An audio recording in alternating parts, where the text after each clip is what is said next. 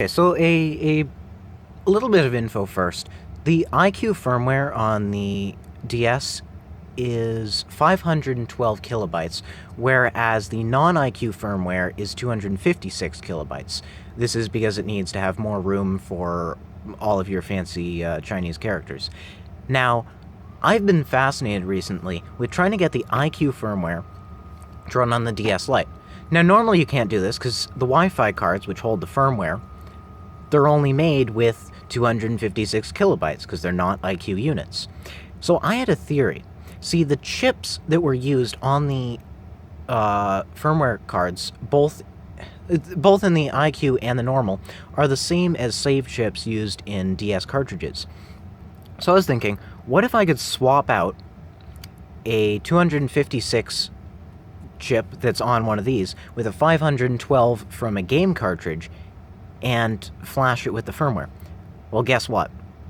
It works. So this right here is a de-shelled North American unit. No iQue stuff. I'm not that rich to pay, $200 for one. So just gonna, whoops. It's kind of hard to get this in here when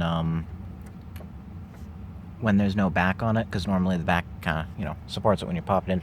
Anyways, so I open this up. We're just gonna turn it on. iQue. I got it to work. So I actually did swap the chip, and it works. I'm running iQue firmware on a non-iQue unit.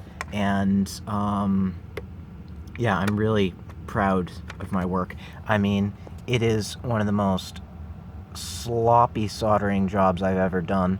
I mean, just look at all that. Ugh, disgusting. But it works. And yeah, so now I've got to go order myself a bunch of these chips with the 512 and make a few more firmware things. So yeah, I did it. I did it. And the best thing is, I looked online, and it doesn't appear like anyone else online has ever done this before. So as far as I know, I'm the first person. And to be the first in anything, really, that's something to be happy about, because just, yeah. So, that's about it. Yeah. Woohoo.